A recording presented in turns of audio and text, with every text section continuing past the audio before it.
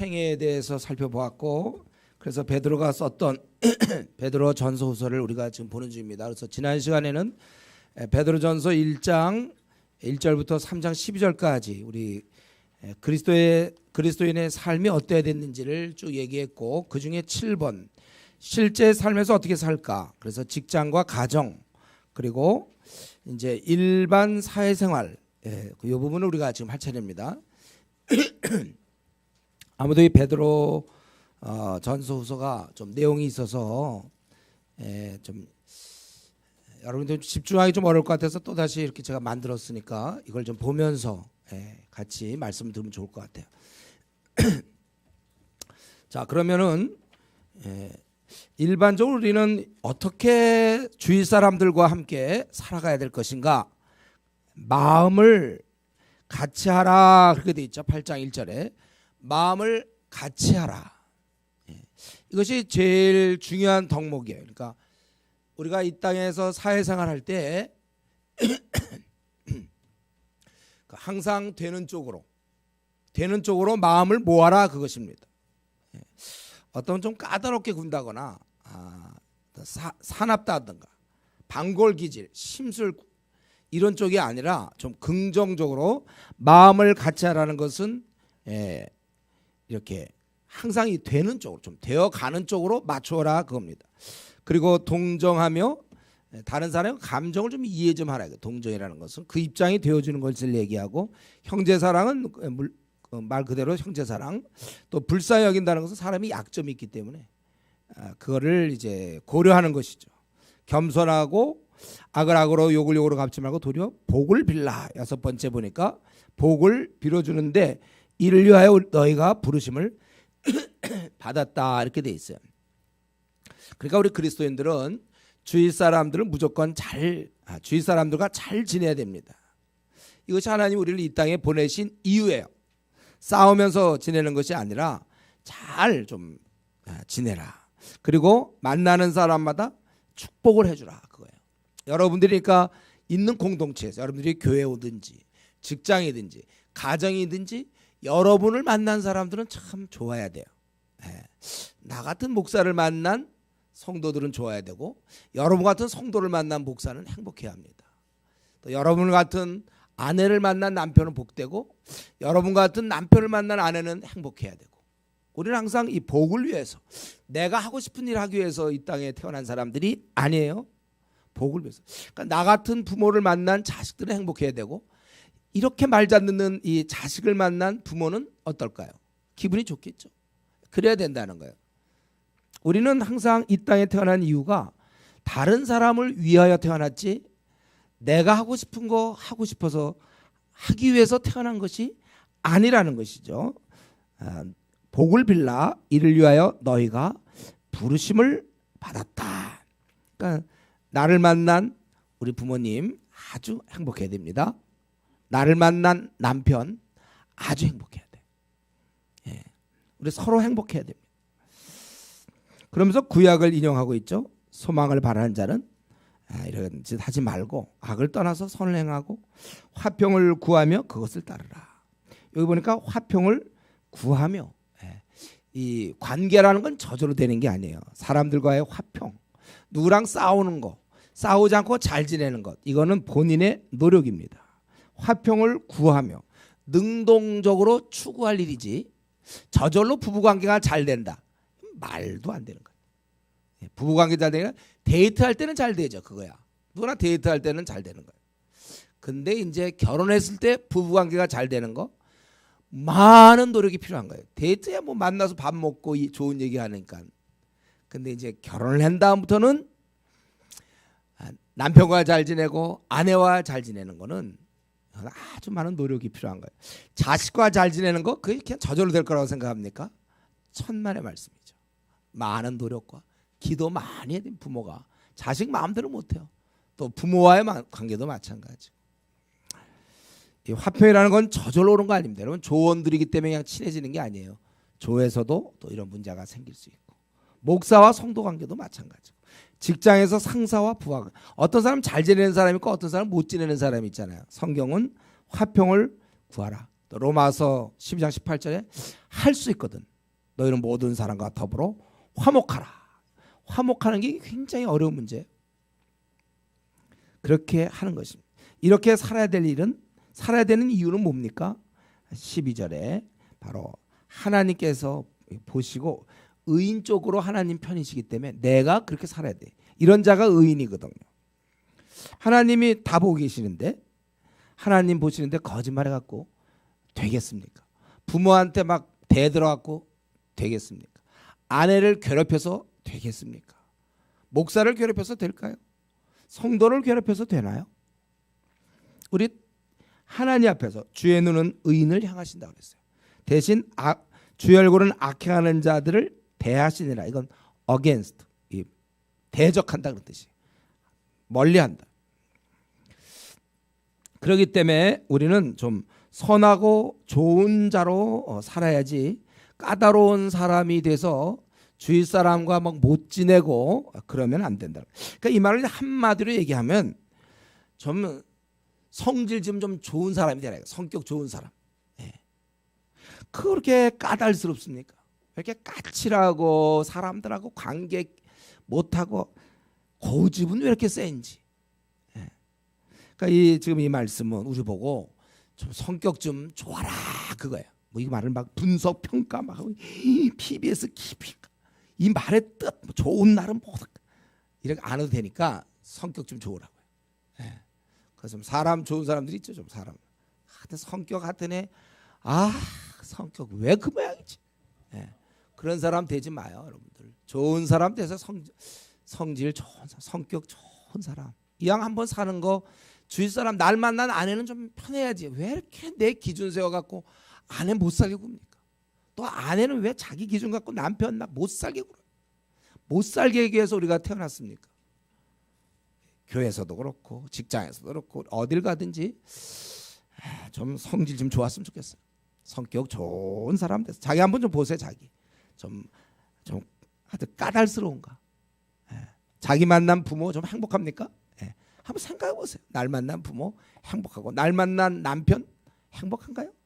아내 행복합니까? 나를 만나서 세상에서 제일 행복합니까? 날 만났기 때문에. 딴 사람 만났으면 그냥 비참할 뻔했는데 나 같은 남편 만나서 야 우리 제일 행복하고, 나 같은 엄마 만나서, 나 같은 아들 만나서 다 우리 이렇게 행복하게 덕을 세우고 성격도 좀 좋아야 돼. 성질에 좋도록 그렇게 하라는 거예요. 이게 우리가 이 땅에서 거듭난 사람들의 그런 삶의 모습입니다. 이제 사실은 이제 13절부터 어쩌면 이게 베드로 사도가 아마 이 편지를 써야 될 아주 중요한 이유였을 거예요. 물론 지금까지 한 내용도 중요하지만 이 고난 속에서, 왜냐하면 이 당시 순교거든요. 멀쩡한데 아내가 죽어야 돼. 아들이 죽는단 말이에요. 딸이 죽어. 부모가 죽어요. 하나님 살아계신데 뭐 이런 일이 있습니까? 지금 이거 그 고난에 대해서 지금 얘기하는 거예요. 우리 1장 1절에 보면 예수 그리스도의 사도 베드로는 본도, 갈라디아, 갑바도기아, 아시아 비두에 흩어진 나그네라고 그랬어요. 이 순교의 상황 속에서, 핍박 속에서 감옥에 들어가야 된단 말이죠. 가족이 헤어져야 돼. 죽어야 돼. 이런 상황 속에서 지금 이 편지를 쓰고 있는 거예요. 그래서 우리는 이 땅에 있는 그 고난의 문제를 어떻게 극복할 수 있는지 먼저 알아야 될 것은 우리가 선을 행하라는 거예요. 항상 바나바는 착한 사람이라고 했잖아요. 이렇게 머리 굴려갖고 악독한 사람이 있고 그냥 원래 착한 사람이 있어요. 좀 우리는 약간 바보 소리 듣더라도 착한 쪽으로 가세요. 착한 쪽. 머리 자꾸 써서 그러지 말고 사람이 좀 착해야 돼. 그러니까 우리가 일단 선을 행하면 뭐 원수가 원래 없는 거잖아요. 누가 너희를 행하겠냐. 그런데 14절에 그럼에도 불구하고 핍박을 하는데 어떡하냐 이거예요. 예수님 믿는다는 이유로 아들을 죽이고 딸을 죽이고, 우리 중국에서 실제 상황이죠. 중국에서 수많은 그리스도인이 죽었어요. 지금 무슬림에서도 많이 죽죠. 이럴 때 이렇게 고난을 받을 때 너희가 생각할 것은 뭐예요? 그러나 의를 위하여 고난을 받으면 복 있는 자다. 마태복음 5장 10절에도 의를 위하여 핍박을 받는 자 복이 있다. 그런 자들은 그들이 두려워하는 것을 보통 세상 사람들이 두려워하는 것은 어떤 재판, 권력, 마지막은 죽음이겠죠. 이런 건 너희들 두려워하지 말라 이거예요. 그리고 너희가 이럴 때 이러한 핍박을 당할 때도 박해를 당할 때 내가 복 있는 사람이구나 이것을 믿을 뿐만 아니라 이런 상황에서도 15절에 보면 소망에 관한 이유를 묻는 자에게 대답할 것을 항상 준비하되 온유와 두려움으로 하라. 이제 내가 아무리 박해 속이고 고난이 있더라도 원래 하던 짓은 계속해야 되는 거예요. 바로 복음을 알리는 것. 이게 우리가 남은 생 동안 해야 될 일 아닙니까? 제자 삼는 일. 이거를 자꾸 우리가 여러 일 중에 하나로 보면 안 돼. 우리가 그것은 가장 근본이죠. 그러니까 물어볼 때를 틈타서 대답할 거예요. 틈탐 전도 들어봤나요?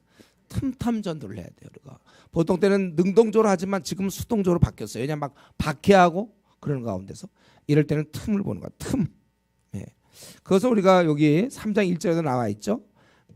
네 안 믿는 남편일 경우 내 아내의 행실로 말미암아 구원을 받게 하려. 어떡하든지 그 사람을 구원시켜 놓는 게 가장 중요한 일입니다. 나를 만나는 사람, 회사에서 그 동료, 학교에서의 친구, 우선 구원받는 게 제일 중요한 일이에요. 그 일을 알아야 돼요. 그렇기 때문에 우리는 아무리 고난 중이라도 가만히 있어서는 안 돼요. 계속 우리는 다른 방법을 써야지 이제는 못한다 이렇게 하면 안 돼. 앞으로 우리나라도 점점 복음 전하기 힘들 겁니다. 공식적으로 못 전할 때가 올지도 몰라요. 그럼 이제 비공식적으로 또 몰래 전하는 방법을 터득해야 되는 거예요. 지금 중국에서 우리가 하고 있는 것처럼 또 무슬림 지역에서도 비밀리에 어떻게 하든지 복음을 전하는 거예요. 그래서 이런 일을 한다면 너희가 비록 고난을 받긴 하지만 악해서 받는 게 아니라면 17절에 보면 선을 행함으로 고난을 받는 거라면 그건 괜찮은 거라는 것이다. 괜찮은 거예요. 우리가 이제 좀 어려운 건 이거죠. 내가 잘하고도 어려움을 받을 때, 고난 받을 때 이걸 하나님의 뜻이라고 받아들일 수 있는 사람은 오늘 우리 한국교회에서도 소수일걸요. 제가 잘못한 것도 오히려 잘하고 있는데 어려움을 당한다. 우리 이런 거 있잖아요. 주님을 위해서 열심히 일했는데 왜 결과가 이러냐. 난 주님 위해서 열심히 봉사하고 주를 잘 섬겼는데 다른 형제자매들은 일찍 결혼도 하는데 나는 기껏 봉사했는데 나는 주님을 위해서 열심히 했는데 왜 승진이 이렇게 안 되죠? 승진이 나는 왜 이렇게 열심히 주를 위해서 봉사했는데 왜 자식이 없어요? 아니면 열심히 주를 섬겼는데 왜 자식들이 약해요? 아니 무슨 교통사고를 당해요? 왜 그렇습니까? 그러니까 우리가 이럴 때 사실 이거를 하나님의 뜻으로 받아들이는 사람은 많지 않아요. 근데 17절 선을 행함으로 고난을 받는 것이 하나님의 뜻일진데 악을 행함으로 고난받는 것보다 나으니라. 왜 나에게 이런 고난이 있는지 내가 뭘 잘못한 거예요? 하나님은 나에게 관심이 없는 거 아니에요? 아니면 모르긴 몰라도 하나님은 내 기도는 안 들어줘. 때로는 마음속에 하나님에 대해서 그 신뢰가 없어요. 신뢰가 없어지는 것입니다. 만약에 이런 문제가 우리에게 있다면 우리는 정말 이 베드로 사도의 이런 가르침을 잘 받아야 돼. 바로 이런 문제에 있어서 너희가 알아야 될 것이 있다. 18절에 예수님도 고난받지 않았느냐. 왜 나한테 이런 고난이 있습니까? 하지만 예수님도 사실은 고난받으신 거예요. 하나님께서는 아들을 고난에 내어주셔서 죽게 하신 겁니다. 이 사실을 좀 부각하기 위해서 이 고난이라는 것은 운이 없는 게 아니에요. 사람마다의 길이 다 달라요. 왜 요셉은 그렇게 고난을 받아야 됩니까? 하나님의 뜻이 있단 말이에요. 뜻. 주님은 우리 때문에 죽으셨어요. 그래서 18절에 단번에 죄를 위하여 죽으셨는데 그 죽으신 이유는 우리를 하나님 앞에 인도하고자. 그러나 그는 어쨌든 죽었습니다. 그러나 하나님께서 그를 살리셨어요. 이 말 속에는 결국 우리의 모든 이 땅에 뒤죽박죽된 것만 들여다보지 말고 결국 언젠가는 다 모든 것이 제대로 된다는 거예요. 주님은 죽었어요. 세상에 그런 의인이 죽는 법이 어디 있습니까? 잘못한 거 하나도 없는데 우리야 잘못이라도 좀 했지. 잘못한 거 하나도 없는데 죽었어요. 그러나 그는 다시 받아서 22절에 보세요. 그는 모든 것에 이제 원래대로 원래 질서대로 된다는 거예요. 고난 당한다고 다 망하는 게 아닙니다. 예. 이 땅은 정말 엉터리예요. 뒤죽박죽 돼 있죠. 부조리와 모순이 가득 찬 것이 이 땅입니다. 우리는 이 땅을 통과할 때 나라고 이해가 되는 거야. 나는 잘 통과된다고? 그건 아무도 보장할 수 없어. 어떤 사람 잘 통과되는 사람이 있을까요? 어떤 사람은 마귀의 공격에 의해서 결국 쓰러지고 넘어지기도 하고 고통을 받는다는 거예요. 그러나 너무 힘들어하지 말라. 언젠가는 제대로 된다는 것입니다. 우리가 이걸 기억해야 돼. 그래서 그것을 이러한 승리, 주님은 결국은 고난을 받았지만 승리하지 않았느냐. 그래서 이 승리를 확실히 설명하자 19절에 영으로 가서 옥에 있는 영들에게 선포한다. 이게 원래 해석이 아주 복잡한 거 많이 있죠. 그래서 이거는 여러분 제가 강의해 놓은 베드로전서 4장 이 부분을 다시 한번 들으시면 좋겠고, 답만 좀 얘기한다면 결국 여기 있는 옥에 있는 영들에게 승리를 선포했다는 것은, 그리고 곧 이어서 노아의 날 방주라고 얘기하는 것은 이게 가장 이 땅에서 가장 처절한 상태, 비참함, 아주 안 좋은, 그것을 표현하는 거예요. 옥에 있는 영, 뭔가 갇혀져 있는 망한 것 같은 그런 상, 이러한 아주 가장 비참한 최악의 그러한 곳에 가서 하나님, 이 주님의 개선을, 승리를, 이 악의 가장, 악이 우리를 가장 고통스럽게 만든 그 처절한 상태에서 승리를 선포하셨다는 것입니다. 그래서 여기 보면 노아의 날 방주, 왜 하필 노아 시대를 얘기합니까? 이 역사상의 가장 대표적인 시대야. 멸망이, 이런 멸망이 없어요. 여러분, 우리가 누가 지진으로 10만 명 죽었다? 아니면 유태인 학살 600만이 죽었다? 이거 엄청난 거 아니에요? 이런 잔인한 일은 지금까지 없었겠죠. 근데 전 인류가 죽는다고 생각해 보세요. 70억, 지금 60억, 70억 다 죽어. 그리고 10명만 남다고 생각해 보세요. 이런 재앙은 이 땅에 있을 수가 없어요. 죽음의 세계, 멸망의 세계, 절망의 세계, 거기에를 흔들면서 승리를 선포했다는 것입니다. 근데 이 승리가 21절에 바로 너희도 참여가 된다. 너희가 세례받을 때 바로 이 동등하게 된 거예요. 즉 우리가 물속에서 그때 죽은 것처럼 우리도 죽었고, 그리고 물 위에 있는 자들이 살았던 것처럼 우리도 바로 그렇게 세례를 받음으로 이제 우리가 승리하는, 하나님을 찾아가는 자들이 되었다는 것입니다. 그러니까 그래서 22절 원래대로 예수님은 승리하셨다. 그러니까 지금 여기 고난 얘기하다가 예수님이 고난 받았지만 승리하지 않았느냐. 너희가 지금 선행함으로 고난 받는 거 괜찮은 것이다. 그거예요. 결국 순리대로 되는 것입니다. 이 땅에서 아무리 억울해도 그 땅에서 다 회복될 텐데 뭘 그러냐 이거예요. 우리의 진정한 삶이 이 땅입니까? 아니면 그 땅입니까? 우리는 이 땅에서, 우리가 이 땅을 사실은 성경에 보면 나그네로 얘기하잖아요. 행인으로. 우리의 본향은 이곳이 아니라 천국을 얘기하고 있어요. 천국에 어떻게 들어가는가, 이것이 중요한 것이죠. 그러니까 우리가 그 땅의 삶이 진정한 성도의 삶이기 때문에 여기서 지금 죽어요. 딸이 죽습니다. 아들이 죽어요. 아내가 죽어요. 남편이 죽고 부모가 죽고 자식이 죽고 힘들지만, 그러나 우리는 이 땅은 어차피 지나가는 것이, 여기서 우리가 잘못될 수 있어요. 남들보다 고난을 더 받을 수 있고 남보다 더 안 풀릴 수 있습니다. 그러나 그 나라에서는 우리가 영광 가운데 거할 수 있다는 거예요. 주님의 승리를 본받아야 돼요. 그러니까 우리가 예선전을 잘 못했어도, 내가 좀 실수했다, 예선전을 잘 못했어요. 그래도 태능에서 했을 때 예선전 성적이 별로 안 좋았지만 어쨌든 올림픽에 나갔는데 거기서 우리가 결과적으로 금메달을 받으면 되는 거예요. 그걸 얘기하는 것입니다. 우리가 지금 베드로 사도는요, 지금 보니까 굉장히 큰 틀로 이 고난을 조망하고 있어요. 이 땅의 질서에 대해서 그렇게 큰 미련을 갖고 있지 않습니다.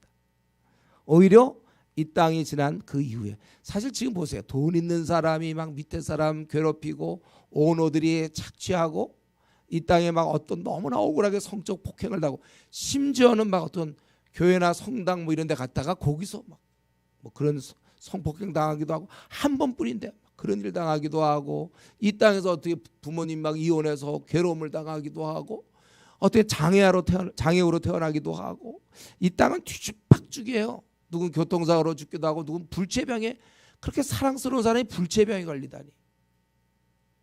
또 뭐 뇌성마비니 무슨 뭐 여러 가지 우리는 이 땅은 참 뜻대로 되지 않아요. 그렇게 사랑하며 그래도 안 돼요. 뒤죽박죽 부조리 무슨 지금 얼마나 아름다운 사람들입니까?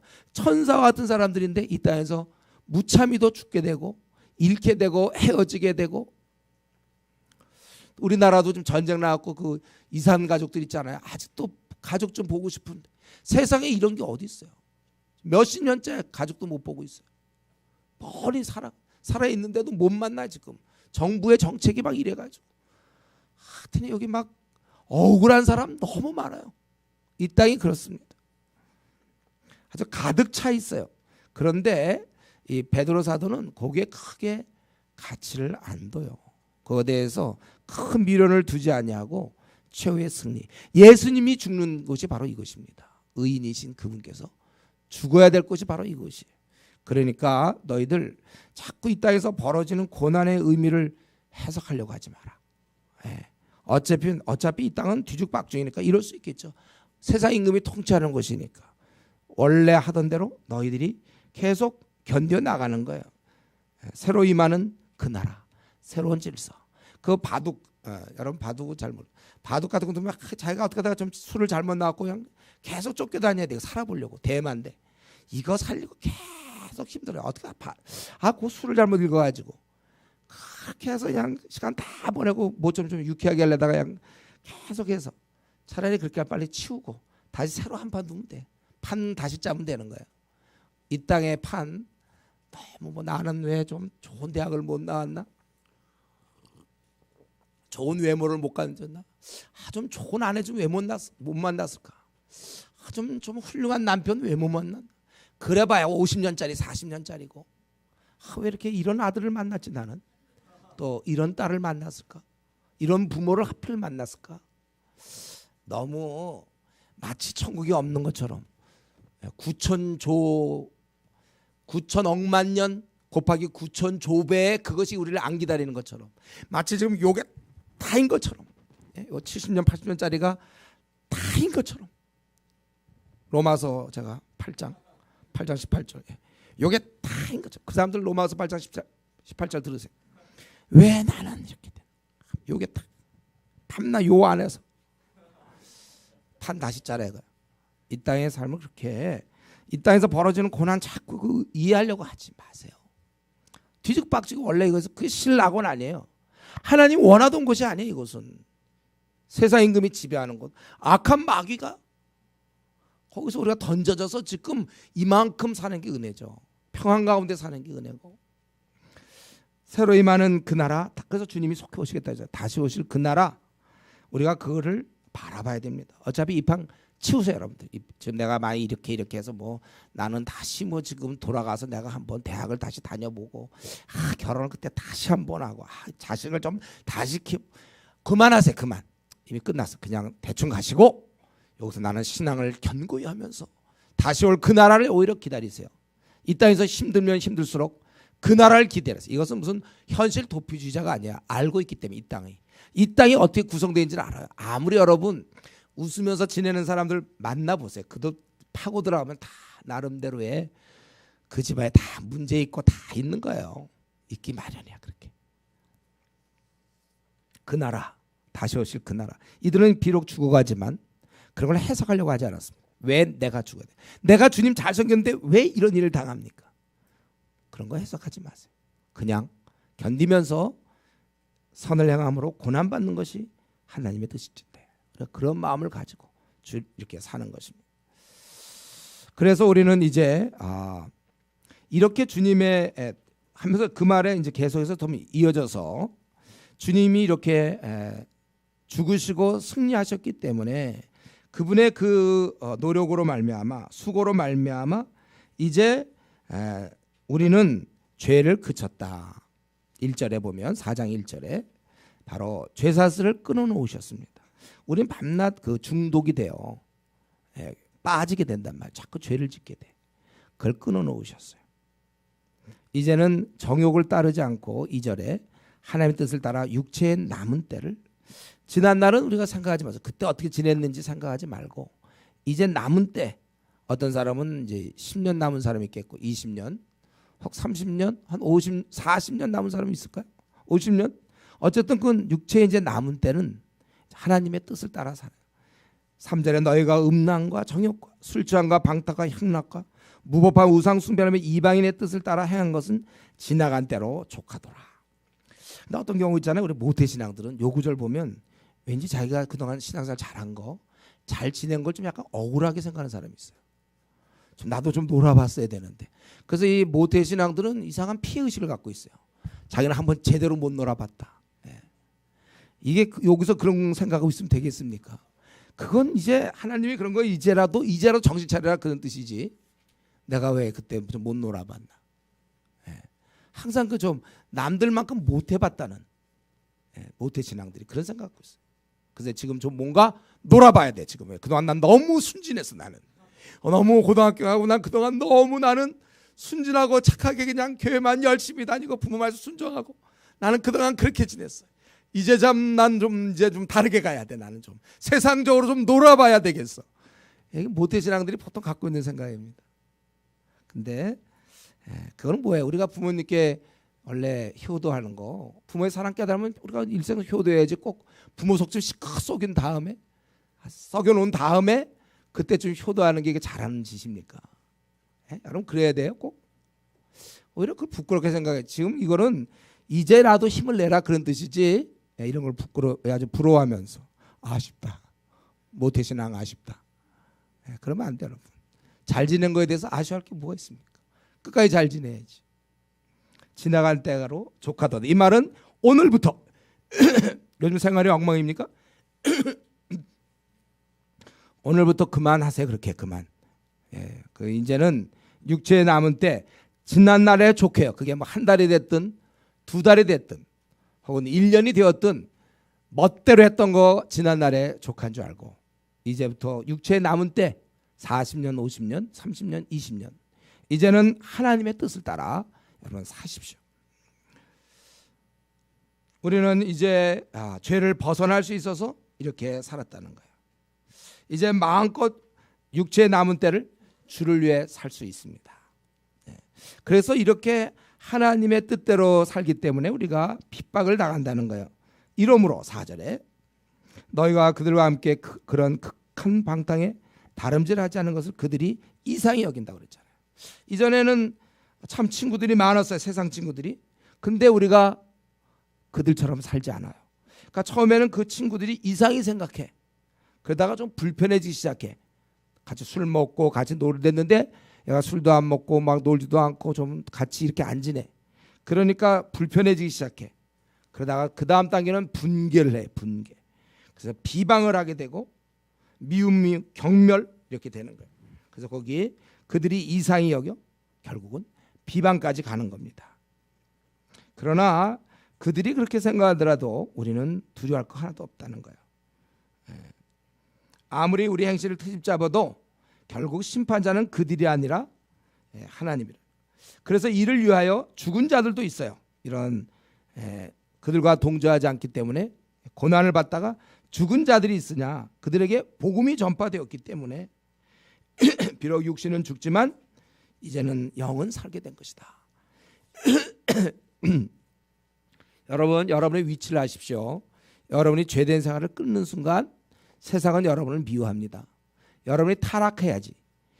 여러분이 타협하고 타락할 때 세상은 여러분을 환영해요. 그러나 우리가 죄를 끊고 내가 이제는 하나님 뜻대로 한번 살아보겠다. 그 순간 세상은 여러분을 미워하기 시작합니다. 바르게 삶으로 우리가 이제 경우에 따라서는 죽기까지 한다는 거예요. 그러나 6절에 있는 것처럼 영생을 얻는 길에 들어섰으니까 우리가 두려워하진 않아요. 세상에서는 이제 외톨이 당합니다. 여러분들 왕따를 당하게 돼 있어요. 여러분들은 저와 여러분들은 학교나 혹은 직장생활을 하면 왕따를 당하는 거예요. 여러분과 놀아줄 사람 없어요? 여러분 왕따야 왕따. 이것 때문에 그렇게 힘들어하지 마세요. 혼자 밥 먹어야 된다든가 왕따 당해가지고 사람들이 상대도 안 해줘. 우리같이 살면 자기들은 굉장히 불편하거든요. 그들이 우리를 미워한다고 해서 괴로워할 것도 없습니다. 이런 상태를 벗어나려고 애쓸 것도 없어요. 우리가 그 뭐 휴학을 하고 전도만 열심히 해보면 처음에 후배들이 잘 따라오다가 어느 순간부터 후배들이 피하잖아요. 친구들도 피하고. 우리는 이제 왕따의 인생이에요. 그러니까 남은 생 왜 나는 이 땅에서 좀 어떻게 좀 즐겁게 살아보려고 하는 생각 하지 마세요. 여러분을 누가 여러분 받아줍니까? 우리를 누가 받아줘요? 우리처럼 이렇게 사는 사람들을. 그걸 우리 자꾸 받아주려고 하고 왕따가 안 되려니까 타협하는 것이죠. 우리는 우리 길을 가야 되는 거예요. 이 상태를 벗어나려고 애쓰지 마세요. 왕따의 길을 그냥 가세요. 어쩔 수 없는 거예요. 예수님도 그랬고 바울 사도도 다 그랬고 신앙인들 잘 살았지만 세상에 미움받았습니다. 생각해보세요. 우리가 마귀의 통치에 있던 자들인데 우리가 마귀의 충실한 부하였는데 우리가 바뀌어서 주님을 따르니 그 당연히 마귀의 통치를 받는 세상 친구들은 우리를 싫어하는 게 당연해요. 그들은 마귀의 부하니까. 하나님의 백성을 싫어하는 게 당연한 겁니다. 우리 조폭 같은 거 몰라요? 조폭에서도 있잖아요. 같이 나쁜 짓 하다가 어떤 친구가 정신을 딱 차렸어요. 영화 같은 거 안 나오나? 뭐 영화에 더 순진한 자매를 어떻게 알게 된 이후에 자매가 나오세요. 그래갖고 이제 보통 나오는 거 아닙니까? 그거 나오면 이제 배신자로 조폭들이 가만 놔둡니까? 우리도 그렇게 그 길을 가고 싶다. 그 아니죠. 막 어떻게든 잡아가지고 막 죽을 때까지 때린다든가 뭐 이런 거 있잖아요. 자기가 조폭을 나왔으면 그 정도 각오해야지. 마귀의 세력이 우리가 놓여서 마귀의 사랑을 받던 자 아닙니까? 저와 여러분들이. 마귀의 인자하신 사랑을 우리가 받던 사람. 세상적으로 우리가 잘 나갔던 사람. 그 길을 우리가 끊어버리니까 마귀의 동료, 세상 친구들이 우리를 싫어하는 거예요. 그래서 이상히 여겨 비방한다는 것이죠. 그러나 우리는 그냥 우리가 조폭에서 나왔으면 다시 들어갈 생각하면 안 돼. 우리가 묵묵히 가는 거야. 그거 싫다고 다시 타협하면 안 돼. 세상과 타협하면 안 됩니다. 왕따로서 지내는 거예요. 이해 못해줘도 좋아요. 때로는 부모도 이해 못할 수 있어요. 가족도 이해 못해도 우리는 우리가 가는 길을 그냥 가는 것입니다. 그리고 우리가 그러기 때문에 우리 믿는 사람끼리는 똘똘 뭉쳐야 되겠죠. 우리 안에서 또 자중질환이라면 안 되잖아요. 우리는 어떻게 하든 서로 힘이 돼야 돼. 그래서 7절에 보면 이제 이런 상황을 깨닫고 너희가 세상에서 미움을 받든 말든 우리 길을 가라. 어떻게 살아야 되는가? 정신 차리고 흐리멍텅하게 있으면 안 되고 근신하여 기도. 우리의 위치를 알아야 됩니다. 만물의 마지막이 가까웠으니 그러므로 너희는 정신을 차리고 근신하여 기도하라. 마지막일수록 기도하라는 거야. 하여튼 성도는 무조건 기도해야 합니다. 제가 여러 번 강조하지만 기도 시간이 딱 확보된 다음에 골방이 확보된 다음에 사회생활 하시고 요 학교생활하고 가정생활이 돼야 되는 거예요. 건강이 확보된 다음에 뭐 돈을 벌든지 뭐 하는 거와 똑같은 이치죠. 기도생활 골방이 딱 몇 시부터 몇 시까지 딱 기도 시간이 확보된 다음에 여러분 앞날을 생각하고 유학을 생각해도 좋고 사업을 생각해도 좋아요. 이게 우리 집 질 때도 보면은 보니까 막 기초 튼튼히 이것들 뼈대를 세우던데 그 다음에 거기에 맞춰서 이게 흐물어지면 안 되는 거예요. 우리 인생에 있어서도 제대로 살려면 성공하려면 기도 시간이 확실하게 1시간 딱 받쳐져 있어야 돼요. 이 기초가 딱 돼야 높이 올라가는 거 아닙니까? 여러분 막 100층 올라가려면 기초 1층 판다든가 이래갖고는 안 되는 거예요. 깊이 파야 깊은 이 높은 빌딩 올라갈 수 있어요. 이건 안 봤어도 알겠죠, 이런 얘기는? 그걸로 그렇게 돼요. 내 기도 시간이 살아있어야 내가 이 세상에서 움직이더라도 넘어지지 않는 거예요. 나를 딱 붙잡고 있으니까. 그 빙산 그거 모릅니까? 배들이 가면 빙산 딱 부딪히면 배가 깨지잖아요. 왜 그래요? 빙산의 10분의 군가가 밑에 있다고 그러잖아요. 거대한 그 힘이 있으니까. 우리에게는 내 삶의 근간이 되는 이러한 골조가 되어 있어야 돼요. 그게 바로 기도 생활이죠. 말씀과 기도 생활이 딱 받치고 있어야 웬만한 상황에서 우리가 화 안 내고 웬만한 상황에서 거짓말 안 하고 소망을 갖고 힘있게 불평 안 하고 기쁘게 살 수 있는 것은 이 골조들이 딱 준비되어 있어요. 우리 몸도 뼈가 딱 제대로 되어 있어야 되잖아요. 뼈가 막 부러져 보세요. 뼈 부러지는데 왔다 갔다 잘합니까 여러분들? 뼈가 딱 되어 있어야 되는 거, 튼튼해야 되는 것처럼. 우리는 정신을 차리고 기도하라 그러면 순진한 우리들은 그냥 기도하라 그러면 좀 하세요. 예, 기도하라고 오늘 말씀을 들었다.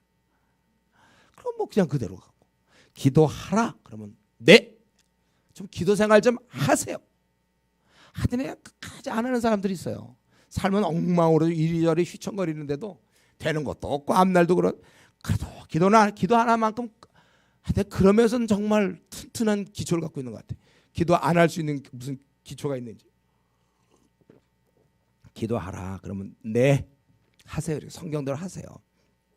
최소한 여러분이 1시간씩 기도하면 문제 없는데 이런 거 안 하고 신앙생활 하려니까 교회 떠나게 되고 세상 친구랑 비슷하게 되고 비전도 없고 산도 힘도 없고.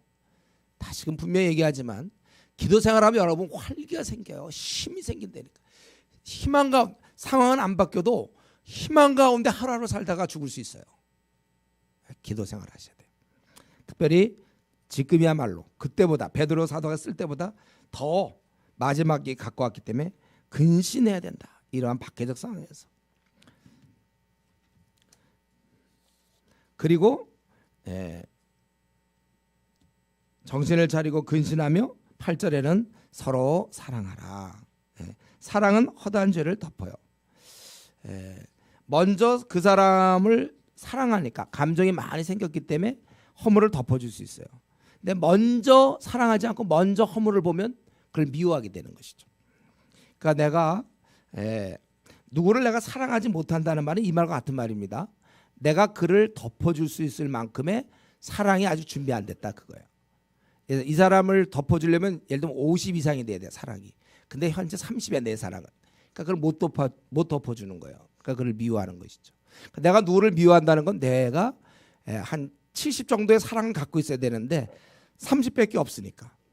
그래서 내가 어떤 사람을 나는 별로 그 사람을 난 받아줄 수 없다. 난 그 사람이 밉다. 그럼 내가 사랑이 지금 그 사람을 받을 만큼의 사랑은 안 된 거예요. 그러니까 이 문제를 해결하려면 내 사랑이 주님처럼 잘하면 주님은 누구나 다 받으셨잖아요.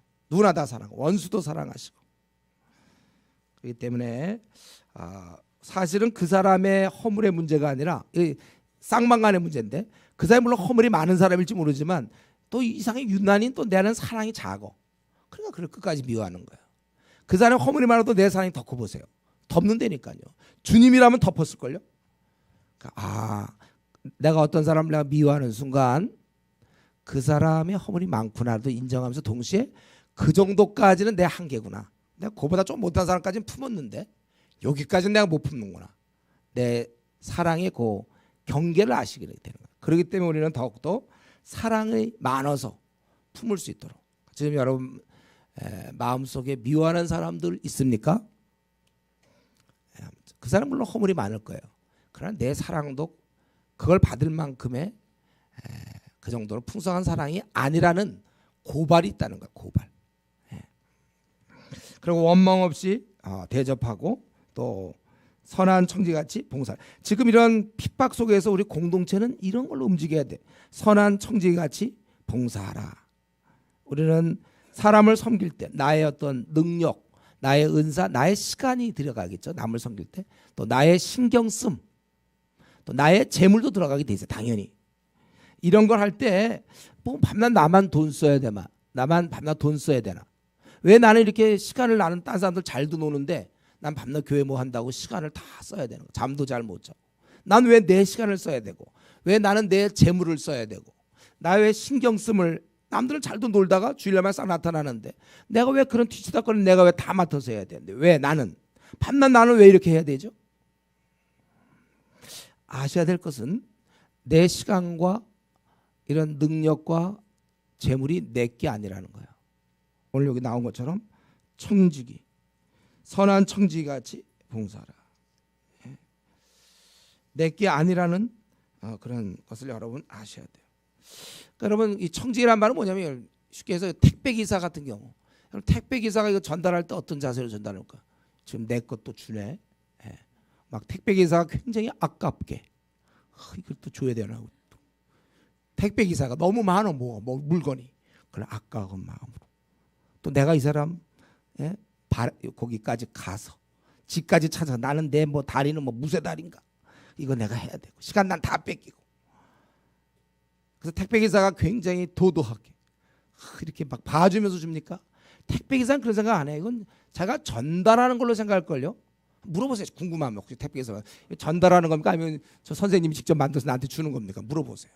자기가 전달하는 거 당연히 생각해. 그 사람 그것 때문에 억울하다 이런 생각 안 해. 오히려 이런 건수가 많아야 될 텐데 이런 생각할 거예요. 택배기사는 원래 그러는 거예요. 여러분 혹시 돈이 있습니까? 그거 좀 남을 위해 쓰나요? 그 여러분 거 아니에요. 예. 마치 자기 것이냐. 그래도 돈이 많으면 좋겠죠. 왜냐하면 기분 좀 내니까. 내 것도 아닌 것 같고. 원래 이거 주님의 것이거든요. 주님이 이 땅에 우리 빈손으로 왔잖아. 언제 저 은행에 돈 맡겨놓고 이 땅에 태어났어요? 전생에 우리가 돈 많이 벌어놨고 놓고서 그다음에 지금 이때 태어났습니까? 돈 한 푼도 없는 우리 사실 정말 거지들이었어. 우리요. 빈손으로 왔다고요. 내 돈도 내 게 아니고 내 시간이 원래 내 건가? 하나님이 거두시면 그 다음부터 우리 삶이 없는데 지금 계속 하나님이 시간을 주시는 거예요. 오늘도 24시간 우리한테 주신 거고 내일도 또 주시면 고마운 거고 시간 내 시간 쓰는 거야 우리가. 내 것도 아닌데 뭐 나는 왜 시간 나만 이렇게 밤낮 내 시간 쓰고 나만 손해 보고 내 에너지는 밤낮 드리고 내 재정 들어가고 나의 그 신경 쓰면 그건 누구를 위해서 하는 겁니까? 주님 위해서 하는 거 뭐 기분 나쁩니까 여러분? 나는 교회에서 왜 나만 이렇게 애써야 되나? 그건 누구를 위해서 하는 거야? 주님만이면 주님의 자녀 위해서 우리가 수고하는데 어차피 우리가 덤으로 사는 인생인데 이런 좀 청지기 의식 정의가 좀 이해가 안 되는 사람 거기다 적으세요. 네, 택배 기사, 네, 택배, 네, 우리가 좀 택배 기사와 같이 서로 봉사라 10절에 네, 그렇게 여러분 좀 적으세요. 정 안 되는 사람들 똘똘 뭉쳐서 이 고난을 잘 견뎌야 된다는 것입니다. 그래서 11절에 항상 하나님이 주시는 것처럼 너희가 그렇게 하라. 그리고 12절부터 19절까지. 근데 목사님 설교 언제 끝납니까? 네, 5장도 기다리고 있는데. 중국을 생각하세요. 중국에 보통 한 서너 시간씩 설교 듣는다고 그러잖아요. 끝나면 또 더 안 합니까? 네, 이런다니까. 정말에 이건요. 꾸며낸 얘기 아니에요. 근데 우리가 지금 뭐 얼마나 시간이 지났어요. 새 마음을 가지고. 네. 고난에 대한 시각. 네. 그렇게 믿는 사람도 있는데 우리가 해야죠. 네. 또 이렇게 긴 걸 어떻게 하면 베드로가 쓴 걸 어떻게 해요? 지금 베드로 우리가 알아가는 입장에서 사도면 고난에 대한 시각을 조정하라 이거예요. 여기서 5가지가 나오죠. 첫 번째는 이상히 여기지 말라. 왜요? 너희를 연단하려고 사랑하는 자들아 이 말을 먼저 쓰는 거예요. 너희를 미워하기 때문에 아니에요. 고난은 사랑하기 때문에 고난을 줘요. 우리를 성숙시키는 방법입니다. 저도 논산훈련소 가서 제가 훈련을 받아야 돼요. 군인이니까.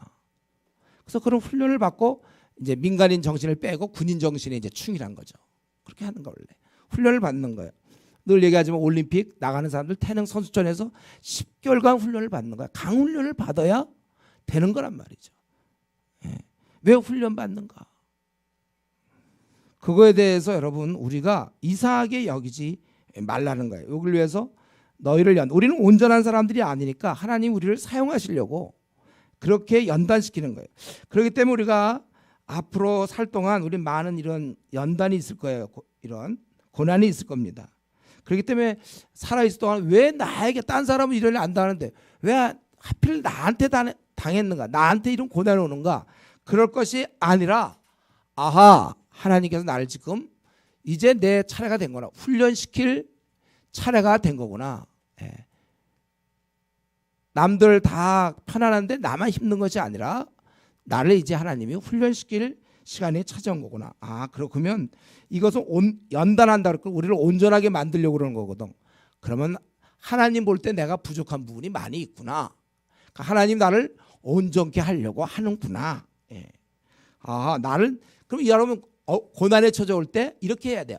나는 역시 온전치 못한 존재구나. 이렇게 하하하 웃으면서 알고 봤더니 나도 훈련받을 부분이 있긴 있구나. 호호호 자매들.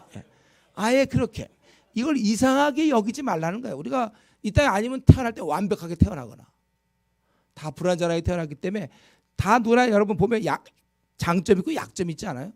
그 약한 부분을 하나님이 만지시는 거예요. 그리고 오히려 고난의 기간이 길수록 하여튼 골고루 고난의 기간이 길수록 골고루 우리가 훈련될 수 있어요. 그래서 이 고난의 기간, 왜 아직까지 하나님 나 이렇게 승진 문제나 뭐 결혼 문제나 왜 이렇게까지 언제나 이 터널을 통과합니까? 근데 고난을 길게 받으면 그만큼 더 유용하게 쓸 수 있어요. 보세요, 우리 저 공부도 뭐 예를 들면 수학 같은 거 뭐 이런 거 할 때도 보면 뭐 우리가 그냥 고등학교를 나왔다든가 대학 나왔으면 이렇게 수학을 가르칠 수 있지만 그 사람 막 박사학위 받는 사람 미국 가서 무슨 뭐 하버드 대학에서 뭐 막 그냥 석사과정 끝나고 또 남들은 지금 안 하는데 혼자 또 박사과정 힘들어. 제가 영국에 있을 때 보니까 그냥 또 박사 받는데 막 7년 8년씩 걸린 사람들 하여튼 힘든 만큼 그 자리에 와갖고 그 다음에 뭐 하겠습니까? 초등학교 1학년 모아놓고 수학 가르칠까요? 2 더하기 3은 5 이걸 굉장히 그러지 않다. 그 사람은 이제 교수로 그만큼 많이 했기 때문에 또 그런 사람을 또 사실 우리 가운데 연단을 많이 받은 사람이 교회 지도자 돼야 돼요.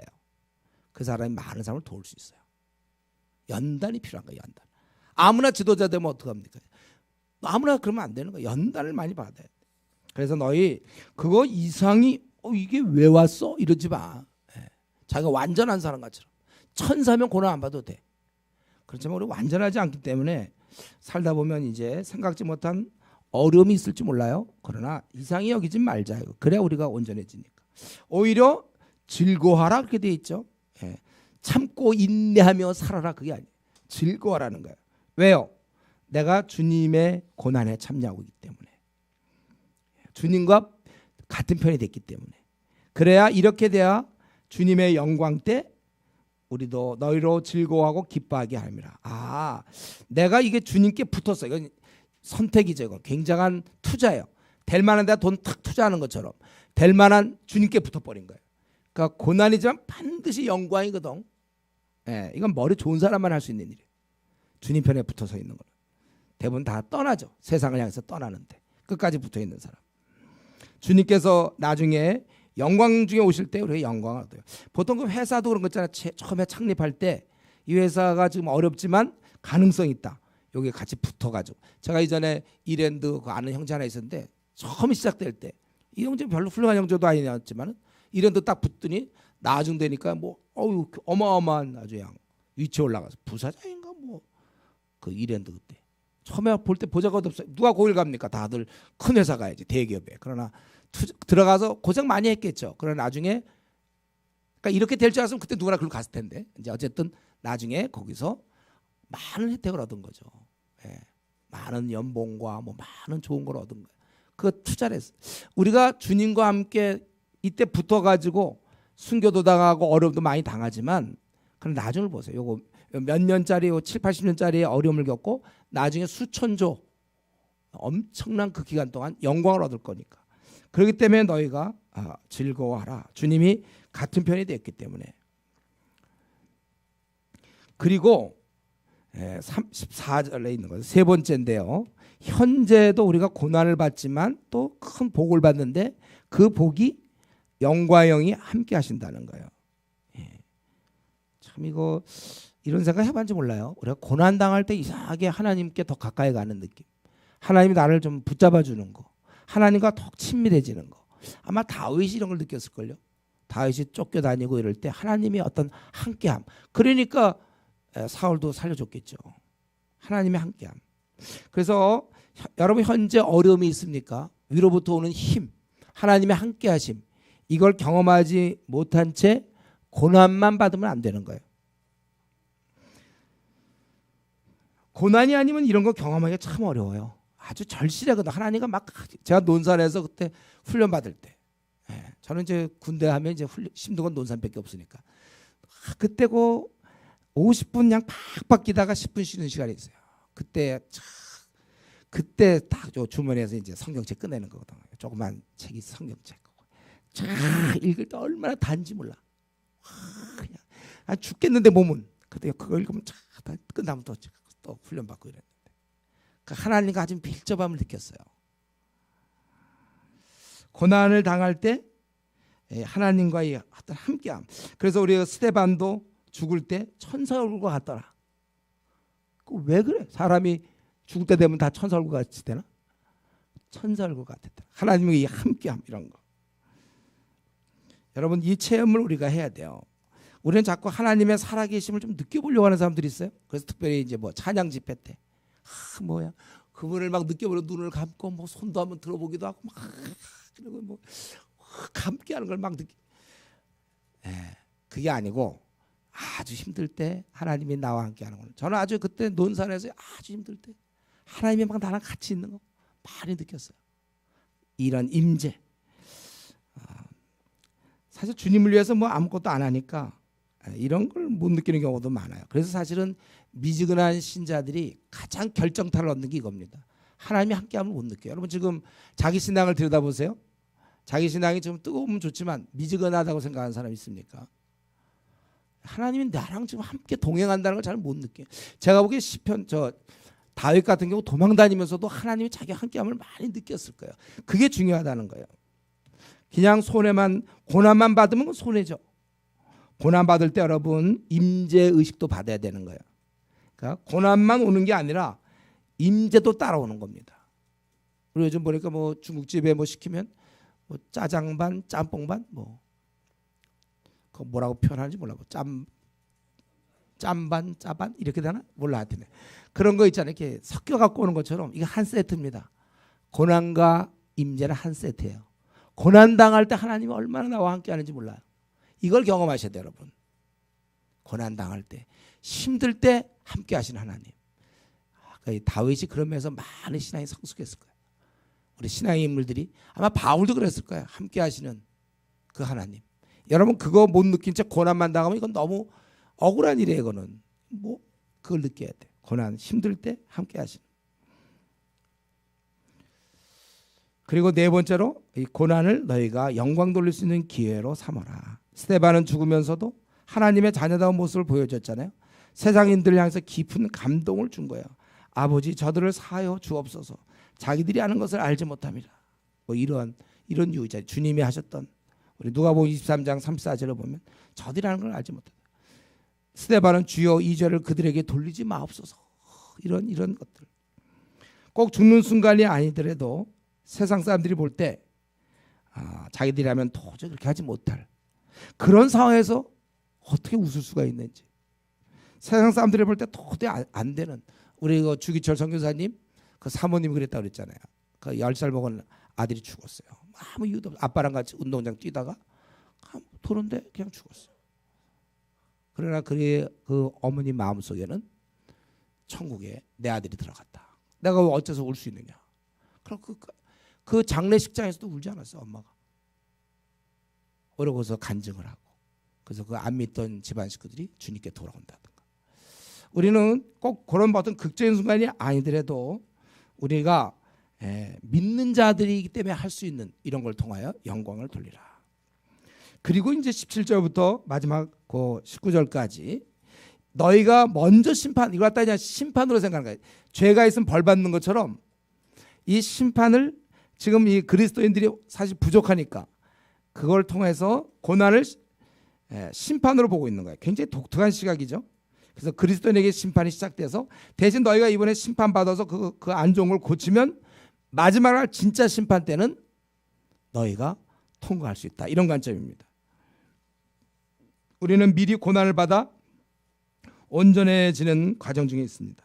그러니까 하나님께서 우리가 정결케 되길 원하시고 그러니까 나중에 죄인들이 결국 받게 될 엄청난 심판을 생각하면 그때 우리는 이제 이미 다 고쳐져서 괜찮은 거고 이제 그런 관점이에요. 나중에 너희가 심판받지 않아도 된다. 그러니까 이런 면에 있어서 우리가 죽을 각오를 하고 가는 것입니다. 우리에게는 힘든 고난이 있지만 영원한 천국이 또 있습니다.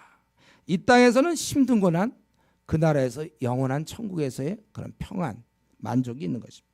이 땅에서 아무리 힘들어봐야 죽는 것 외에 죽는 것 이상은 없는 거예요. 그렇기 때문에 우리는 흔들림 없이 우리가 일만 하면 된다는 것입니다. 자, 그래서 이 고난의 문제를 쭉 정리하면서 지금 이 사도 베드로는 지도자로서 어린 자들에게 야 너희들 지금 순교당하는 상황 속에서도 야 고난을 잘 견뎌라 이렇게 말만 하는 것이 아니라 그 이유를 자세히 설명하고 있다는 거예요. 성도의 신앙은 이런 깨달음이 있을 때 그 상황을 이길 수 있습니다. 여러분 요거 지금 이 부분이 중요한 부분이에요. 예. 좀 집중하시면 이 성도가 이런 깨달음만 있으면 우리가 많은 경우 승리할 수 있어요. 초대교인들이 이런 박해를 겪으면서 순교를 당하고 죽지만 이런 내적인 깨달음이 있었기 때문에 이길 수 있었다는 거예요. 우리가 흔들림 없이 신앙생활을 하려면 성경적인 이 안목, 관점을 가져야 되는 것입니다. 만약 우리가 이런 고난에 대한 문제를 몰랐다면 우리 보통 하는 게 그거 아니에요. 하나님 살아계시는가? 왜 하필 나에게 이런 일을 하시는가? 나를 미워하시는가? 연단이라고는 생각을 못 해보지. 연단이라고. 네. 이런 깨달음 없이는 잠시는 견딜 수 있지만 지속적으로 견딜 수는 없는 것입니다. 그러니까 여러분 앞으로 우리가 고난을 당할 때 막연히 견디지 말고 이런 깨달음에서 나오는 신앙을 가져야 되고 더 나아가서 모든 문제에 대한 성경적 관점을 가져야 돼요. 사실 그러면 고생 안 할 일이 많거든. 제가 보기에 사이 안 좋은 부부 성경에서 지금 어떻게 하라고 성경에 다 써 있는데 아내들은 어떻게 하고 남편들은 어떻게 하고 이걸 안 배워서 제대로 몰라요. 자녀를 어떻게 키우면 이 자녀가 효도하며 훌륭한 자녀가 되는가 성경에 다 써 있습니다. 에베소 이미 6장 4절에 다 써 있는데 그렇게 안 가르쳐요. 성경에 다 써 있는데 그러니까 그런 게 있는지도 모르고 두 번째는 또 있어도 그 성경에 있는 말고 나는 나대로 순종도 안 하고. 근데 사실은 우리 지금 부부관계도 성경대로 하면 부부는 행복할 수밖에 없어요. 성경대로 하니까. 부모 자식 관계도 마찬가지고 회사에서 여러분 어떻게 하라고 성경은 다 나왔어요.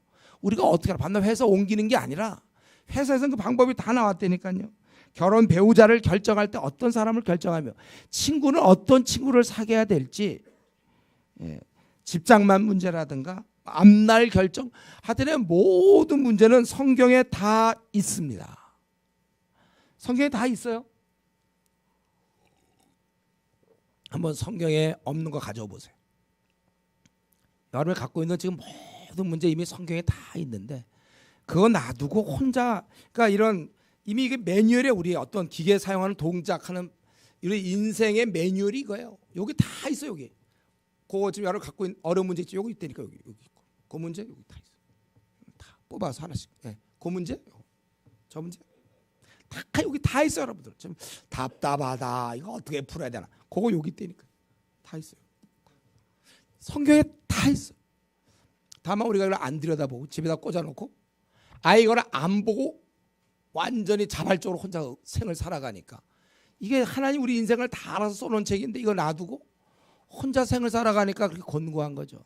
그러니까 가정이 그래서 원래 사실은 이혼하게 돼 있는 거예요. 원래 이혼할 수밖에 없어요. 이런 매뉴얼이 없는데 어떻게 이혼 안 합니까? 우리 죄인들이 싸우게 돼 있는 거고 부모와 자식 간이 원래 안 좋게 돼 있어요. 애가 부모 말 들을 때는 아직 애길 때 벌써 머리 커지면 안 들어요. 부모 말. 성경대로 이 성경의 깊은 깨달음을 바탕으로 신앙생활할 때 제대로 되는 거예요. 이거 안 되면 우리의 앞날이라든가 모든 문제. 그러니까 지금 내가 왜 이렇게 방황합니까? 성경 안 들여다보거든요. 주일날 와서 그 뭐 얼마큼 듣는 거, PBS 그냥 좀 하는 거 그렇게 안 되는 거예요. 여러분들이 참 지금도 이 고난에 대한 시각을 쭉 얘기하지 않습니까? 이런 걸 잘 배워놔야 돼. 이건 고난에 대한 요기도 있고 또 데살로니가 후서 같은 데도 고난에 대한 얘기 있죠. 고난에 대한 얘기 성경에 많이 있어요. 이런 걸 통해서 이런 거구나. 내가 이런 상태구나. 그리고 이제 5장으로 넘어가면은 이제 이 공동체를 생각합니다. 어려운 상황에서 이들을 지켜줄 수 있는 건 공동체예요. 여러분 이 공동체 참 중요한 겁니다. 교회라는 게 그러면서 참 중요한 거예요. 특별히 이거 질문인데요. 공동체 하면 누가 중요할까요? 지도자죠. 지도자. 한 공동체 집에서는 가장이 중요한 거예요. 아버지. 지도자. 교회에서의 지도자. 오늘날 목사들 아주 중요한 것이죠. 또 너희 중 장로들에게 권하노니 나는 함께 장로된 자요. 이 사도가 이 장로라는 것이 이제 바로 오늘날 따지면 이제 목사, 지도자 이런 경우를 얘기하는 거죠. 사도. 나와 함께 장로된 자라는 것은 그들을 높여주는 거예요. 사역이 같다. 내가 베드로 사도지만은 너희들이 하는 일이나 내가 하는 일이나 같은 것이다. 높여주는 거예요. 그런데 이것은 성격상 고난의 증인이라고 그랬잖아요. 어려워요. 때로는 죽어야 돼요. 그러나 나타낼 또 영광이 있다는 거예요. 그렇기 때문에 현재 지도자들, 여기 예를 들면 뭐 우리로 따진다면 무슨 뭐 팀장, 뭐 조장, 뭐 예를 들면 다 넣을 수 있겠죠. 뭐 그런 경우 집사들, 팀장, 조장 뭐 이런 사람들 쉽지 않아요, 이 일이. 그러나 고난의 증인이요 나타날 영광에 참여할 자라. 고난만 생각하면 안 돼요. 우리에게 영광이 있다는 것입니다. 영광이. 그래서 무슨 일을 하기 때문에 이렇습니까? 바로 양무리를 쳐야 돼. 억지로 하지 말고 하나님 뜻을 따라 자원함으로 또 더러운 이득을, 경제적 이익을 위해서 하지 말며, 그리고 네가 좀 본이 되라 이거예요. 우리 여기 집사들 본이 돼야 돼요. 교회에. 또 우리 팀장들 본이 돼야 되고, 조장들 덕을 세워야죠. 자기 하고 싶은 대로 하는 게 아니라 본이 돼야 아랫사람들에게. 그래서 결과로 목자장이 나타내실 때 영광의 관을 얻는다 이랬어요. 이 구절이 없으면 너무 피곤하죠. 기간이 정해져 있어요. 목자장이 나타나실 때까지. 우리는 대리직이라는 거예요.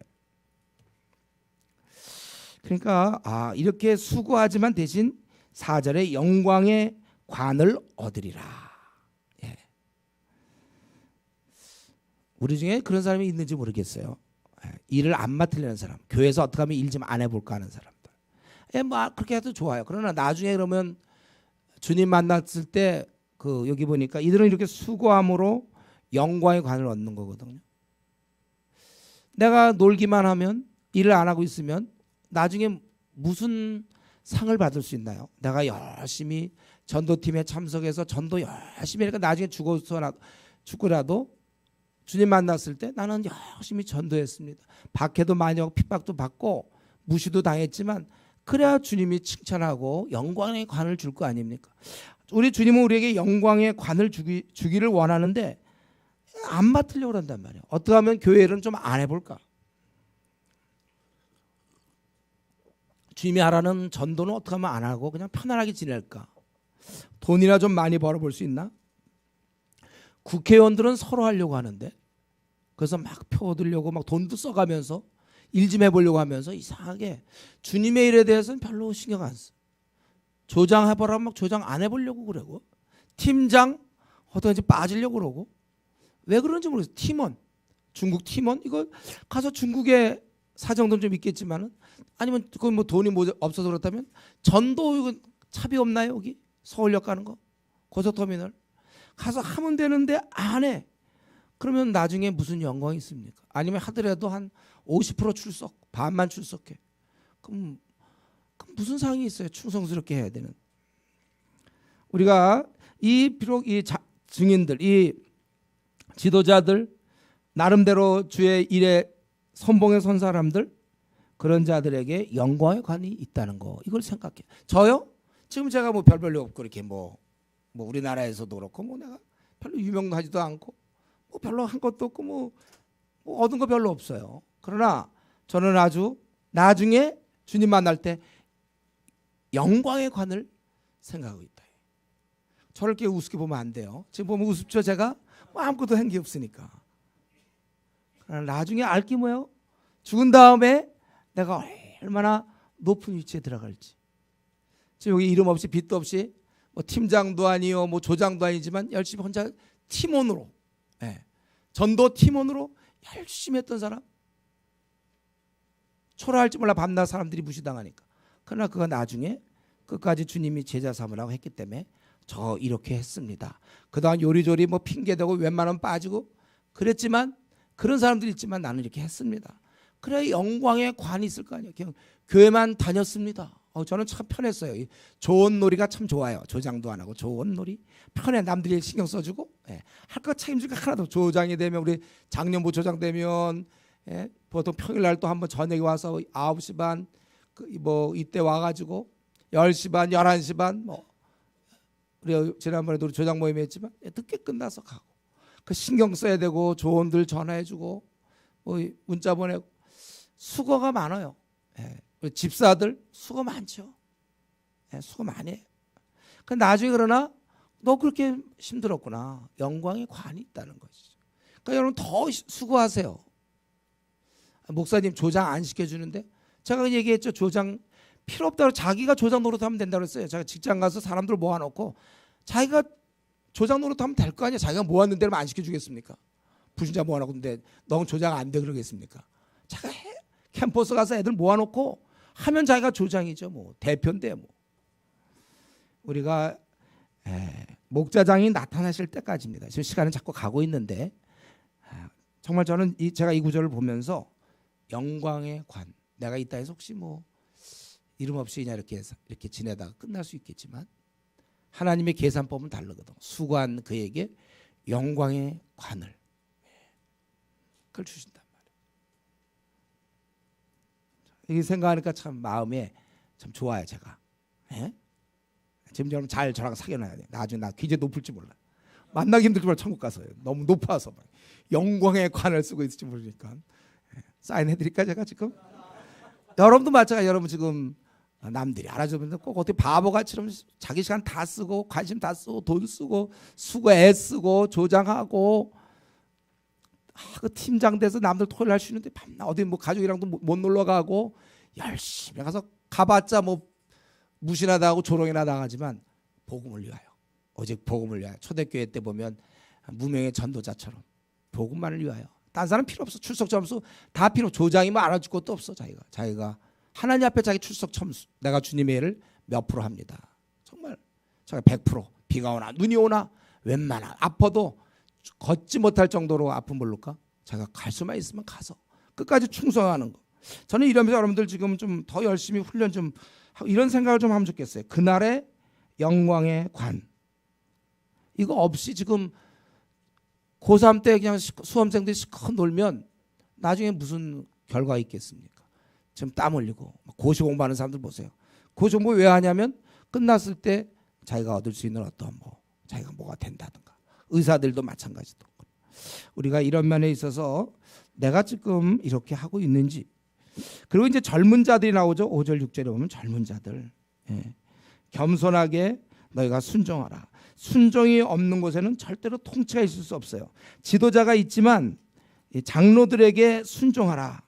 여기서 겸손하라고 그러고 교만하는 자를 대적하신다 했거든. 여기서는 그 바로 교회 지도자 장로들에 대해서 네가 대든다면 안 된다는 거예요. 겸손해야 돼. 순종 없는 곳에 통치는 있을 수 없습니다. 그럼 만들어지는 거예요. 근데 젊은 사람은 아무래도 좀 이상적이잖아요. 현실 경험이 짧고 또 나이 든 사람은 현실을 살아본 이미 가봤고 한쪽은 가지 않았거든요. 가본 사람은 이렇게 얘기하는데 가지 않은 사람은 이거 왜 글로 갑니까? 그 가려고 하는데 여러 가지 변수가 많았거든요. 이런 면에 있어서 지금보다 여러분 질서상의 권위에 더 순종하세요. 집에서는 부모님께 순종해야 될 것이요. 또 직장에 가면 상사들에게 순종하고 또 교회에서는 지도자에게, 조장에게, 팀장에게 순종. 이번에 이제 중국 갈 때 팀장 말 좀 들으세요. 팀장이. 내 이전에 한번 우리 그때 어디였어? 태국에 갔을 때 태국 가서 우리 그때 9박 10일 전도할 때인데 어떤 한 자매가 계속 말을 안 듣는 거야. 내 말을. 내가 하지 말라 그래도 말을 안 들어. 참 특이하더라고. 왜 이렇게 말을 안 듣는지 모르겠어. 말을 안 들으려고 태국 따라왔나?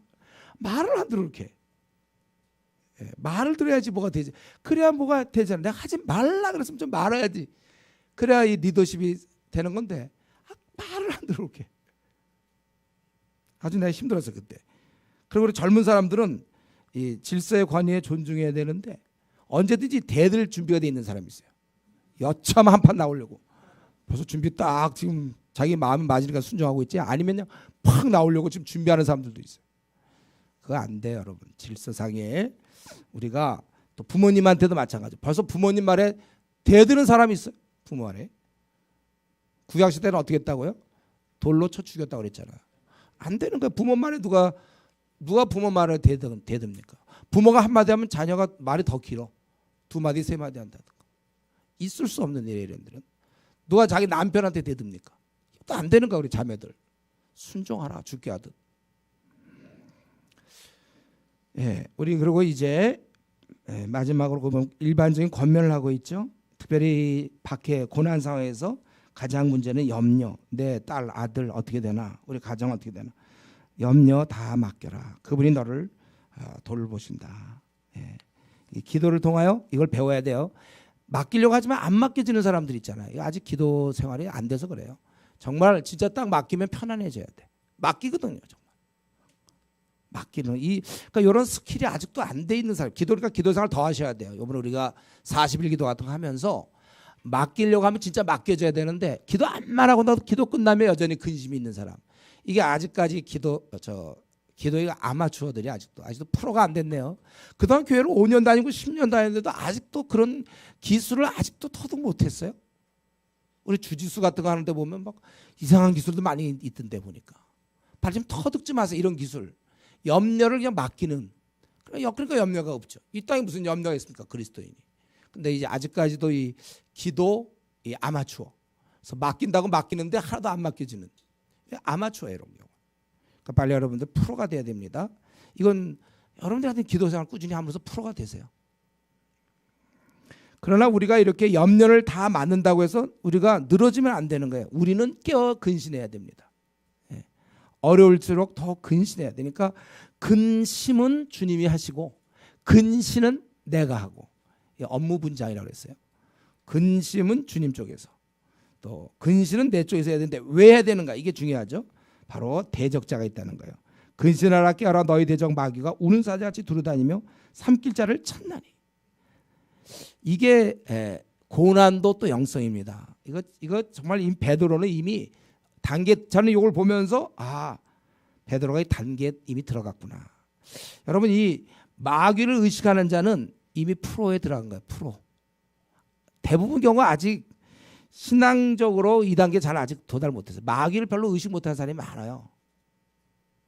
마귀를 의식하면서 영적 전쟁을 하고 마귀를 의식하면서 자기가 직장 생활하고 마귀를 분명한 거 아닙니까? 지금 마귀가 있잖아요. 그는 정말 항상 호시탐탐 우리 노린다니까요.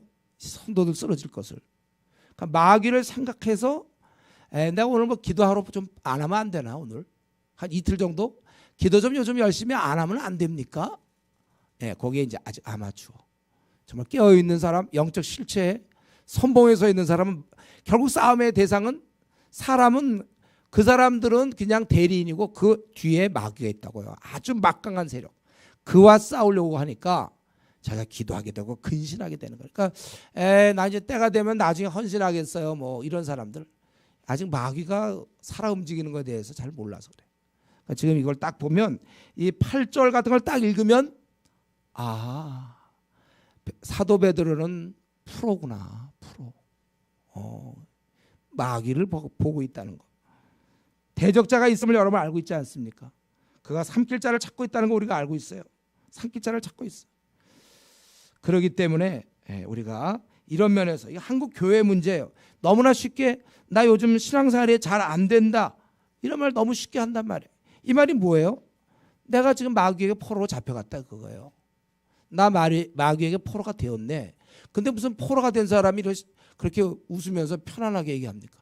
나 요즘 신앙생활 잘 안 돼. 요즘 좀 약간 요즘 침체야. 나 요즘 잠수. 뭐 마귀한테 사로잡혀 갖고 그런 얘기 합니까? 여러분 만약 우리가 이전에 막 전쟁 났을 때 뭐 남북한이 했을 때 포로로 잡혀갔다. 북한군한테 끌려갔다. 그럼 어떻게 죽을지도 모르는 건 어떻게 탈출할 궁리를 해야지? 나 붙잡혔어 나. 그럴 사람이 어디 있어? 게임합니까 지금? 죽을지도 모르는데. 좀 탈북하는 사람들 보세요. 죽기 살기로 잘못하다 또 걸려들면 어떻게 돼요? 아이고 걸렸구나. 큰일 나는구나. 그래서 막 대사가 막 타는데 막 뒤에서 잡아떼기 막 이런 장면이 신문에 나오고 그러잖아요. 여러분 내가 지금 나 요즘 신앙생활이 잘 안 돼. 왜 안 될까요? 그 근본을 따져보면 자기 성격이 아니라니까 마귀가 붙잡고 있어요. 대적 마귀라고 그랬잖아요. 너희 대적이라고 그랬어요. 적이야. 주적. 우리의 주적이 마귀라니까요. 이거를 보고 있는 이 베드로의 시선과 오늘날 너무나 많은 한국 교인들은 마귀 신경 별로 안 써. 자기니까 미지근하게 신앙생활하는 거를 그냥 뭐 일시적인 현상같처럼 그래도 괜찮은 것처럼 완전히 망하는 건데 그거. 아니 암에 걸리면 어떡하지? 나야지. 그냥 암에 걸렸어 나. 그냥 지내. 죽는 거야 그게. 그래서 우리가 비록 근심은 안 하지만 근신은 우리가 해야 되는 것입니다.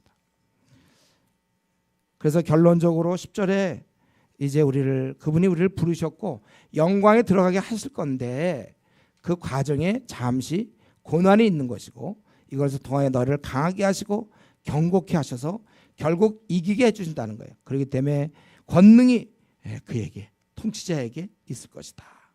우리가 승리한다는 겁니다. 그래서 여러분, 우리가 주님 편에 붙는 거는 잘하는 거예요. 여러분, 모태신앙들이 교회 떠나고 세상 친구와 더불어 지내고 신앙생활하다 적당히 타협하는 사람들이 있어요. 예. 그런 경우에 그건 참 진짜 어리석은 거예요. 신앙생활을 적당히 하는 게 제일 어리석은 겁니다. 우리는 승리해야 돼요. 우리가 하는 일은 반드시 이기는 일이고 영광의 관을 얻는 길입니다. 여러분, 이런 면에서 좀 머리가 좋아야 돼요. 머리가 좋아야 돼. 주님 편에 붙는 게 머리 좋은 거예요. 이거는 반드시 이건 승리하니까. 지금 고난을 당하기 때문에 고난을 피하자. 그래서 신앙을 버려. 그럼 바보예요. 고난을 당하더라도 주님 편에 서 있으면 그건 이기게 돼 있잖아요. 세세 권능이 세세무궁토록 그분께 붙어 있는 게 제일 잘하는 것이죠. 그분께 붙어 있어야 돼. 우리 승리합니다. 열매 맺는 이 일에 여러분, 이 대열에서 이탈하지 마세요, 여러분들.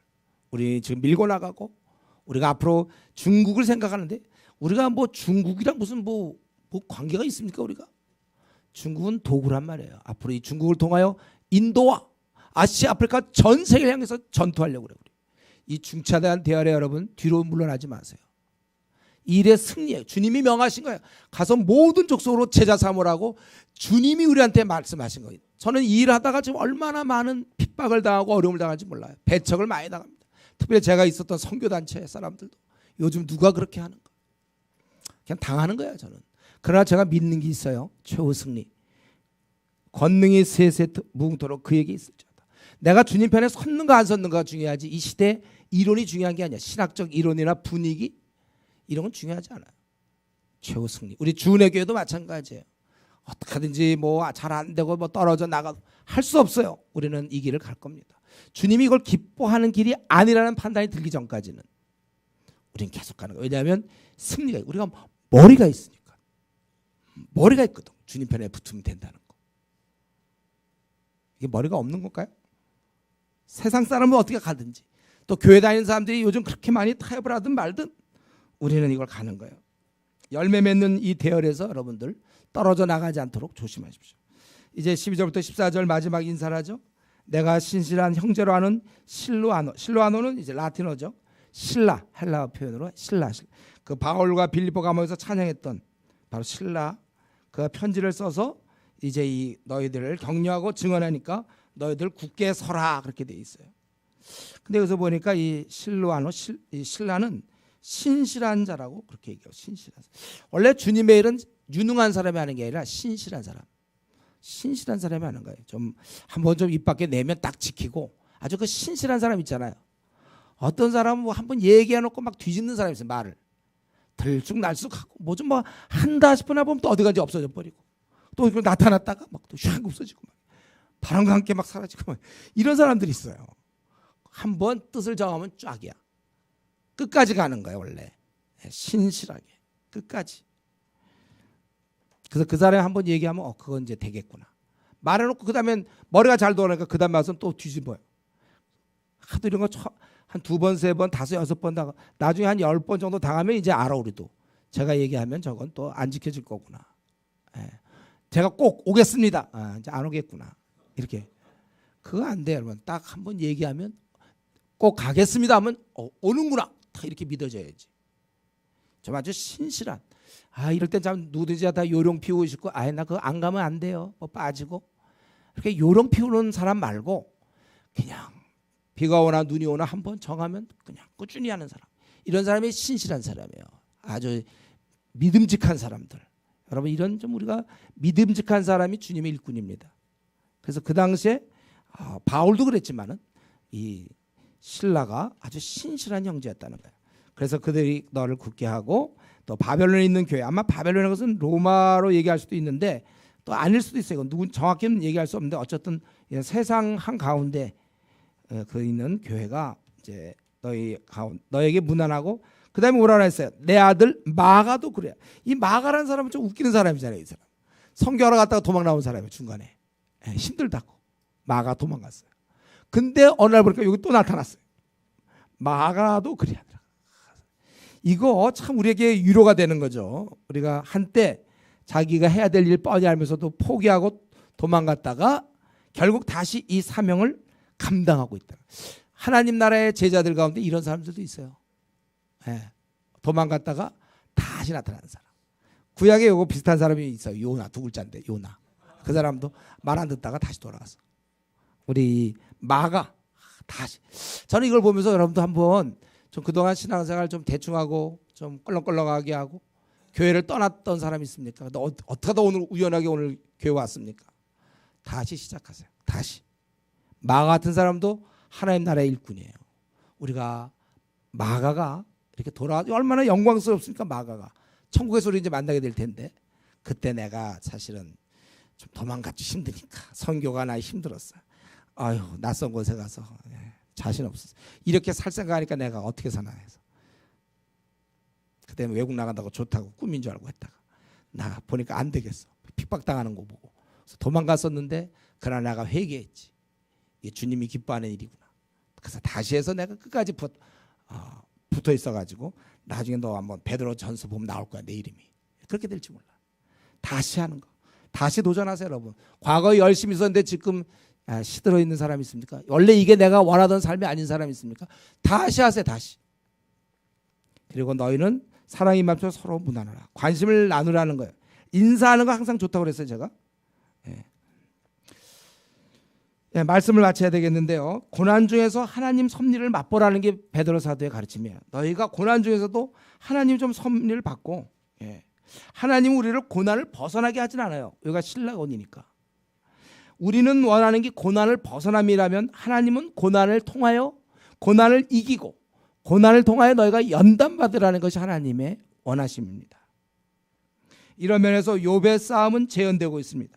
그런데 우리가 욥보다 유리한 것은 고난에 대한 설명을 다 듣고 있어요. 욥은 그런 걸 이해 못했을 거예요. 우리는 이만큼 지금 다 설명을 들었고 우리는 공동체가 있잖아요. 여기 또 지도자도 있고 또 우리 나를 도울 수 있는 사람들이 있어요. 굉장히 유리하죠 이것은. 그리고 우리는 서로 무난할 우리의 친구들이 있습니다. 동기 모임이 있지 않습니까? 하나님의 입장은 딱 하나밖에 없습니다. 우리를 역경을 통과한 후에 사랑하는 자들아 너희를 연단하려고 12절 아까 4장 12절에 사랑하는 자 너희를 연단하려고 온다. 우리는 이것을 통과한 후에 온전케 견고케 하시고자 우리 하나님은 이 입장 외에는 아무것도 없습니다. 우리를 견고케 하시려고 한다. 그러나 우리는 그게 언제까지 될지 몰라. 어쩌면 생을 마친 날까지 될지 앞으로 10년까지 될지 5년까지 될지 우리는 알 수 없어요. 다만 그때까지 우리는 근신하는 거예요. 근신. 그리고 이러한 이 베드로 전서를 마치면서 이 고난 중에 있는 성도를 돌보는 이 베드로 사도. 현재 한국 교인들을 생각 안 할 수 없습니다. 정말 너무나 성경을 몰라요. 아니 성경 공부를 안 해요. 활동을 한다니까. 교회 활동, 친목 활동. 성경을 알아야 되는데 성경을 몰라. 지금 우리가 알고 있는 이 고난에 대해서만 설명해줘도 도움받을 사람 수 없는 많은 사람이 도움을 받을 수 있습니다. 아니 교회를 다니는데 이 가정 문제는 아직 어떤지를 몰라. 여러분이 알고 있는 에베소 5장 그 가정 문제만 설명해줘도 아니면 동영상 그런 거 있으니까 들으라고만 알려줘도 도움받을 사람 많이 있어요. 앞날 문제, 직장 문제 뭐 많은 문제 있어요. 결혼 문제. 여러분이 이제 이 일을 감당해야 됩니다. 내가 지금 왜 이렇게 고난을 받습니까? 그래야 그 사람들 도울 수 있어요. 자기가 훈련돼야 도울 수 있는 거예요. 이거 없이 우린 지도자가 될 수 없어요. 여러분이 지금 나름대로 심한 어려운 역경에 있습니까? 이것이 이제 앞으로 많은 사람을 도울 수 있는 재료가 되는 것입니다. 여러분이 고난을 겪어봐야 고난당하는 사람의 심정을 알 수 있는 거잖아요. 그래서 오히려 어떠면 나는 너무 대학도 잘 풀리고 결혼도 잘하고 애도 잘 되고 다 지금까지 잘 되어왔다. 하나님이 안 쓰겠다는 사인이에요. 쓸 수가 없어 그 사람을. 어떻게 씁니까? 재벌 2세가 무슨 서민 정책을 어떻게 핍니까? 오히려 내가 지금 고난이 아주 딴 사람보다 더 심합니까? 지금 공부 더 하는 거 PhD. 예. 남보다 더 공부 많이 해야 교수가 되죠. 공부 하나도 안 하면 그럼 이제 1학년, 초등학교 1학년, 2학년 가르치는 거라니까. 어쩌면 내가 지금 많은 연단이 있다면 하나님 나를 한번 제대로 쓰시려고 이렇게 나는 어떻게 그냥 가는 법에서 다 겪어. 이거 가지고 앞으로 당할 수많은 사람을 돌보기 위해서 여러분들이 그걸 경험하는 줄 알고 오히려 감사하면서 어쨌든 우리 남은 생 현재 내 고난을 이용하여 앞으로 수많은 사람, 이 땅에 있는 사람 도우면서 살겠다. 이렇게 결심할 수 있기 바랍니다. 기도하겠습니다. 오늘 말씀이 좀 길었지만은 말씀 생각하면서 이 중에 어떤 것든지 내한테 좀 해당되는 말씀이 있다면 중요한 건 나도 남은 생은 이제는 남은 때를 하나님 뜻을 위해 살 것이며 남은 생 이제 나도 사도 베드로처럼 이 그다음 순교당하는 그 수많은 고난 당하는 사람을 돕는 게 얼마나 어려운 일이었겠습니까? 거기에 자기 생을 드리는 것처럼 나도 우리 한국교회 이런 것도 모르는 수많은 사람을 위하여 내 남은 생을 한번 던지겠습니다. 나도 이제 그동안 내가 잠을 자고 있었습니까? 마가였습니까? 돌아와서 나도 이렇게 하겠습니다. 영광의 관을 나도 생각하면서 현재 내가 놀지 않겠습니다. 우리 한번 이 시간에 같이 통성으로 기도하겠습니다.